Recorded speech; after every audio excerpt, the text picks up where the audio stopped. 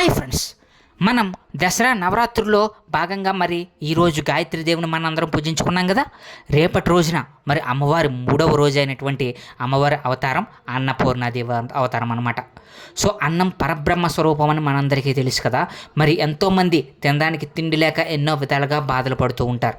మరి వాళ్ళ బాధలన్నీ చూడలేక సాక్షాత్తం కాశీనగరంలోనే అమ్మవారు అన్నపూర్ణేశ్వరగా కొలువై ఉండి మధ్యాహ్నం కాశీనగరంలో నిప్పులు చెరుగుతున్న వేళ మధ్యాహ్న పూట సూర్యుడు నడినెత్తుకు వచ్చినప్పుడు అమ్మవారు తాను ఒక పాత్ర పట్టుకుని ఆ పాత్రకి ఒక గరిటె పట్టుకుని ప్రతి ఒక్క వీధి తిరుగుతూ ప్రతి ఒక్కరికి అడిగిన వారికి లేదనకుండా అన్నం పెట్టేటువంటి దేవిగా మరి అన్నపూర్ణాదేవిగా అవతారం అయితే ఎత్తిందనమాట. సో అసలు అన్నపూర్ణాదేవి అవతారాన్ని కనుక రేపు పొద్దున్న రోజున మనం మరి పూజించుకున్నట్లయితే కనుక మనకి దారిద్ర బాధలు ఉండవు. మరి మా ఛానల్ ఎవరైనా కనుక ఫస్ట్ టైం చూస్తున్నట్టయితే కనుక సబ్స్క్రైబ్ చేసుకుని పక్కన ఉన్న బెల్ ఐకాన్ని క్లిక్ చేసేయండి.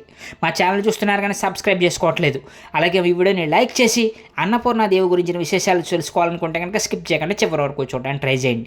మరి అన్నపూర్ణాదేవి యొక్క అవతారాన్ని మనందరం కూడా ఒకసారి ధ్యానించినట్లయితే అమ్మవారికి ఒక చేతిలో పాయస పాత్ర ఉంటుంది, ఇంకొక చేతిలో గరిట ఉంటుందన్నమాట. ఆ పాయస పాత్రలోనే అమ్మవారు ఆ యొక్క అన్నాన్ని కానీ అలాగే పాయసాన్ని కానీ మరి తయారు చేసి మరి ప్రతి ఒక్కరికి కూడా ఆ యొక్క గరిటెతోటే పెట్టడం జరిగింది. దాంతో అమ్మవారిని రేపొద్దుట అన్న రోజున మనం కనుక పూజించుకున్నట్లయితే కనుక సకల దరిద్రాలు పోయి ఆకలి బాధలు ఉండవు.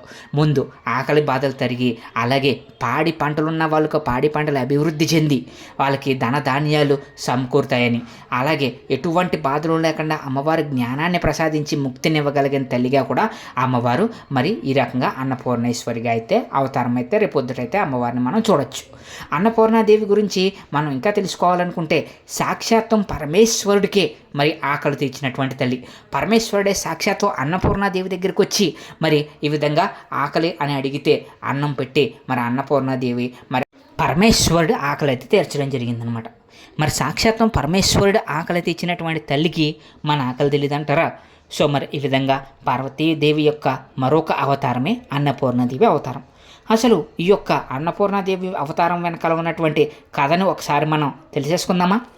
అన్నపూర్ణాదేవి యొక్క అవతారం, సతీదేవి తర్వాత పార్వతీదేవి మరొక అవతారం ఎత్తిందనమాట. పరమేశ్వరుడు విరాగి అయ్యి తపస్సు చేసుకుంటూ ఉండగా పరమేశ్వరుని ఎలాగైనా సరే మరి సొంతం చేసుకోవాలి, పరమేశ్వరుని ఎలాగైనా సరే మళ్ళీ తన వాడిని చేసుకోవాలని ఉద్దేశంతో మరుసటి జన్మలో పార్వతీదేవి అవతారం ఎత్తి మరి హిమాలయలో తపస్సు చేసుకుంటున్నటువంటి ఆ పరమేశ్వరుడి దగ్గరికి అయితే వెళ్ళడం జరిగింది. కానీ పరమేశ్వరుడు తపస్సులో లీనమైపోయి ఉన్నాడనమాట. మరి ఆ పరమేశ్వరుని ఎలాగైనా సరే ఆ తపస్సు నుంచి మరి తనతోటి మరి ఏ విధంగానైనా మాట్లాడి ఎలాగైనా సరే పరమేశ్వరుని పెళ్లి చేసుకోవాలి అనే ఉద్దేశంతో పార్వతీదేవి ఏం చేసిందంటే దేవతలను ప్రార్థించింది. అప్పుడు దేవతలు రాజైనటువంటి ఇంద్రుడు వచ్చి మరి మన్మధుడి కింద మరి మన్మథ బాణాన్ని తపస్సు చేస్తున్నటువంటి పరమేశ్వరుడి మీద అయితే ప్రయోగించడం జరిగింది. వెంటనే పరమేశ్వరుడు తపస్సు భగ్నమైనందుకు గాను పరమేశ్వరుడికి ఆగ్రహించి ఆ యొక్క మన్మధుడిని 3వ కంటితో భస్మం చేసేశాడు. మరి అంతటితో పార్వతీదేవి మరి ఏం చేయాలో తెలియక సందిగ్ధంలో పడిపోయింది. పరమేశ్వరుడు ఆ చోట నుంచి మరొక చోటికి తపస్సు చేసుకోవడానికి అయితే వెళ్ళిపోయాడు. మరి ఆ విధంగా పరమేశ్వరుడు వేరొక చోటకి వెళ్ళిపోయేసరికి పార్వతీదేవికి ఏం చేయాలో అర్థం కాక మరి సకల దేవతలందరినీ ప్రార్థించగా మరి నారద మునీంద్రుడు మధ్యలో నారద మునీంద్రుడు కనిపించి మరి ఈ విధంగా చెప్పాడనమాట.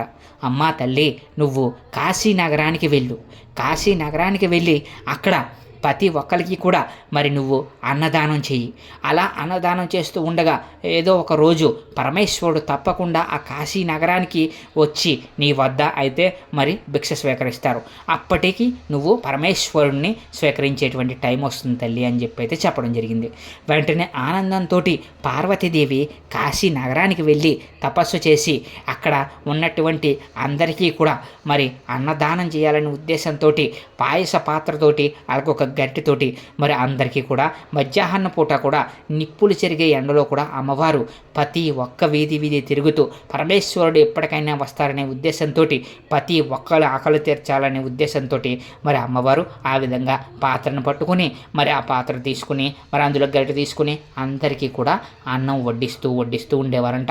అడిగిన వాళ్ళకి ఎవరికైనా సరే అన్నపూర్ణేశ్వర రూపంలో మరి ఆ యొక్క అన్నాన్ని పరబ్రహ్మ స్వరూపం అని చెప్తారు కదా. మరి ఆ విధంగానే అన్నపూర్ణ అన్నపూర్ణేశ్వరిగా వెలిసినటువంటి ఆ తల్లి మరి పార్వతీదేవి మరి ఆ విధంగా కాశీనగరం మొత్తం తిరుగుతూ మరి వీధి వీధి తిరుగుతూ అన్నాన్ని అయితే వడ్డిస్తూ ఉంది. మరి ఆ వడ్డించే క్రమంలోనే అమ్మవారికి పార్వతీదేవి పేరు నుంచి అన్నపూర్ణేశ్వరి అనే పేరు అయితే రావడం జరిగింది. అలా వడ్డిస్తూ ఉంటే ఒకరోజు పరమేశ్వరుడు మరి ఆ యొక్క కాశీనగరానికి చేరుకుని ఆకలితో మరి అమ్మవారి దగ్గరికి అక్కడ ఎవరో భిక్షాటన చేస్తూ ఉండగా అమ్మవారి దగ్గరికి వచ్చి అమ్మవారిని అయితే అడగడం జరిగిందంట. అప్పుడు అమ్మవారు వచ్చింది పరమేశ్వరుడు అని తెలుసుకుని తనని చేపట్టడానికి వచ్చాడని తెలుసుకుని పరమేశ్వరుడు యొక్క చేయి పట్టుకుని స్వామి అని చెప్పేసి లాగడం జరిగింది.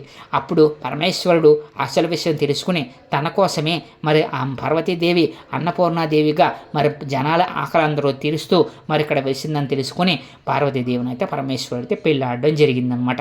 మరి ఆ విధంగా సాక్షాత్వం పార్వతీదేవే మరి పరమేశ్వరుడు పెట్టినటువంటి పరమేశ్వరుడికి భిక్షాటనం చేసి అన్నపూర్ణాదేవిగా మరి కాశీలో సాక్షాత్తు అన్నపూర్ణాదేవిగా వెలిసింది. అందుకే కాశీ అన్నపూర్ణ అని అంటారు. ఎప్పుడైనా సరే అన్నపూర్ణాదేవి పేరు చెప్తే కాశీ అన్నపూర్ణేశ్వరి అని అంటారు. ఎందుకంటే కనుక అమ్మవారు కాశీలో వెలిసినటువంటి అన్నపూర్ణాదేవిగా మరి కాశీలో ప్రతి ఒక్కరి ఆకలి తెచ్చినటువంటి దేవిగా మరి అమ్మవారు మరి ఈ విధంగా అయితే పేరు ప్రఖ్యాతులు అయితే తెచ్చుకోవడం జరిగింది. అలాగే కాశీ విశ్వేశ్వరుడు కూడా అక్కడే వెళ్ళడం జరిగిందనమాట. ఈ విధంగా మరి అన్నపూర్ణాదేవి అవతార కథ అయితే ఉంది. మరి అదేవిధంగా ఇంకొక కథ కూడా ప్రాచుర్యంలో ఉంది. మరి ఆకలి దప్పిగా ఇవన్నీ కూడా పరమేశ్వరుడు ఒకసారి అన్నపూర్ణాదేవితో ఆకలి దప్పిగా ఇవన్నీ కూడా ఒక మాయ అని చెప్పడం జరిగిందంట. దానికి అన్నపూర్ణాదేవికి మరి కోపం వచ్చింది.